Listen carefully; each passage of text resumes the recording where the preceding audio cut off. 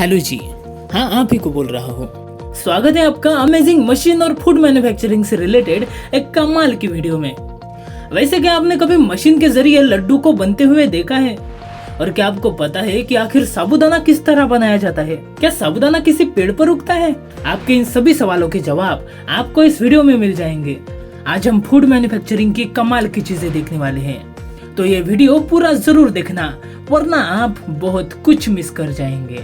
किस्मी toffee आखिर किस तरह बनती है?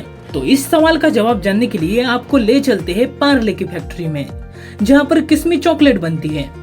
वैसे किस्मी चॉकलेट का एक दौर था जब ये चॉकलेट लोगों की सबसे ज्यादा पसंद करे जाने वाली चॉकलेट थी, और हर एक दुकान में इसकी एक ना एक भरनी तो होती ही थी।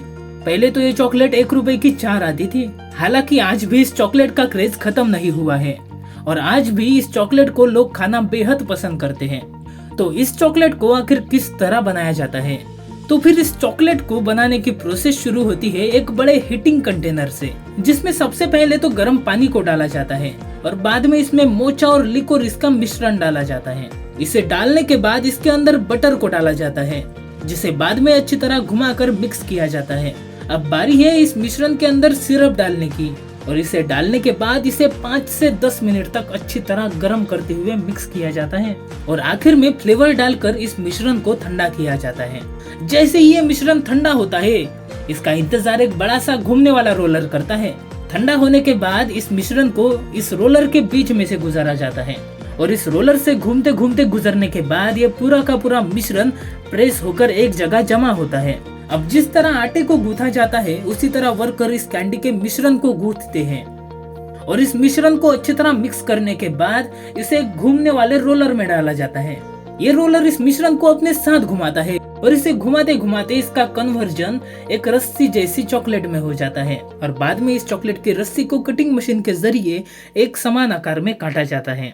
ये जो आप देख रहे हो, ये गोल घूमने वाली मशीन एक पैकिंग मशीन है, जो इन कैंडीज को पैक कर देती है, जैसा कि आप लोग देख सकते हो।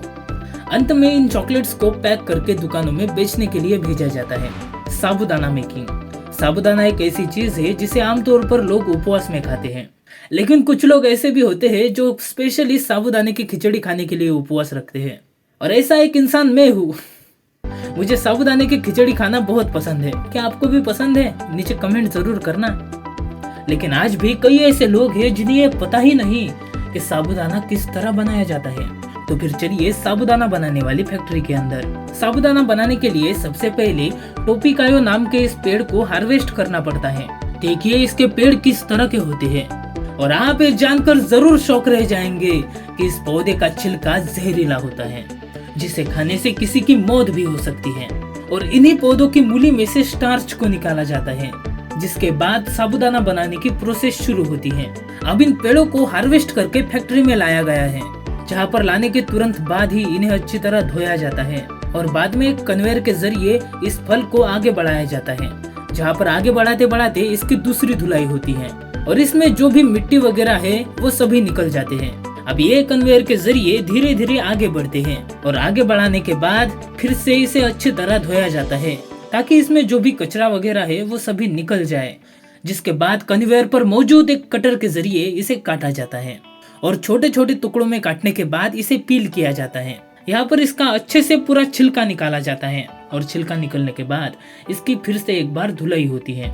यहाँ पर फैक्ट्री में काम करने वाले लोग इसका आई इंस्पेक्शन करते हैं, और अगर किसी भी मूली पर थोड़ा सा भी छिलका बाकी रहता है तो वर्कर्स इसे अलग निकाल देते हैं। अब नेक्स्ट इसे क्रश किया जाता है, क्योंकि इसे अच्छी तरह क्रश करने के बाद इसका जूस निकालना है। तो इस तरह की मशीनें होती है जो इसे अच्छी तरह क्रश कर देती है, और जब ये अच्छी तरह क्रश हो जाता है तब 2 से 3 अलग अलग फिल्टर के थ्रू इन्हें पास किया जाता है। ये फिल्टर इसमें से फाइबर को अलग कर देते हैं, और स्टार्च से भरे मिल्क को अलग कर देते हैं। ये फाइबर हमारे किसी काम का नहीं, ये एक वेस्ट मटेरियल है, जिसका उपयोग खेतों में खाद की तरह होता है, या फिर पशु के खाने के लिए इसका इस्तेमाल किया जाता है। इस पेड़ का सिर्फ छिलका जहरीला होता है, और छिलके के निकलने के बाद ये अंदर से बहुत पौष्टिक होता है। और अब जो हमारा स्टार्च से भरा मिल्क है, उसे एक बड़े से कंटेनर में सेटल करने के लिए रखा जाता है, जिसके बाद इसकी फॉर्मेंटेशन की प्रोसेस शुरू होती है। इसमें स्टार्च अलग हो जाता है और पानी अलग हो जाता है। अब ये वर्कर स्टार्च को एक जगह जमा कर रहा है, और बाद में ये स्टार्च इस कन्वेयर बेल्ट के जरिए आगे बढ़ता है। इस तरह की मशीन में छोटे छोटे रोलर लगे होते हैं जो वाइब्रेट करते रहते हैं, जिसके चलते ये पाउडर प्रेस होकर छोटे छोटे बॉल में तब्दील होने लगता है और ये मशीन हिलती रहती है, जिस वजह से इन्हें एक गोल आकार मिलता है और बाद में इस साबूदाने को बड़े बड़े डालों में निकाला जाता है। लेकिन अभी भी इसमें बहुत सारा मॉइस्चर मौजूद है और सबसे पहले हमें इसका मॉइस्चर निकालना होता है, जिसे निकालने के लिए इसे सबसे पहले गैस पर थोड़ी देर के लिए सेका जाता है। यह प्रोसेस करने से इसका शेप इंटैक्ट रहता है, जिसके बाद इसे सनलाइट में सूखने के लिए रख दिया जाता है, क्योंकि अगर साबूदाने में थोड़ा सा भी मॉइस्चर रह जाता है तो उसका शेप खराब हो सकता है। सनलाइट में गर्म होने के बाद इसका सभी मॉइस्चर निकल जाता है और बाद में इसे एक पॉलिशिंग मशीन में डाला जाता है जो इसे अच्छी तरह पॉलिश कर देती है और आखिर में इसे पैक करके बड़े बड़े कट्टों में भरा जाता है, जिन्हें बाद में मार्केट में बेचने के लिए भेजा जाएगा। दोस्तों, हम लोग बिस्किट बड़े चाव से खाते हैं। ये एक अमेरिका की बिस्किट बनाने वाली कंपनी है। देखिए कन्वेयर पर किस तरह ये बिस्किट डिसिप्लिन से आगे बढ़ते हैं और जिस तरह ये मशीन इसे अलाइन करती है, ये तो सच में कमाल है। आगे बढ़ते बढ़ते ये बिस्किट चॉकलेट वाली कन्वेयर पर जाता है और इस कन्वेयर पर जाते ही बिस्किट के एक तरफ अच्छी तरह चॉकलेट चिपक जाती है, जिसके बाद में इसे पलटा जाता है और ये कन्वेयर इसे पैकिंग मशीन की तरफ भेजता है। ये एक पैकिंग मशीन है जो इन बिस्किट को पैक करती है। ये प्रोसेस एक बहुत कमाल की प्रोसेस है।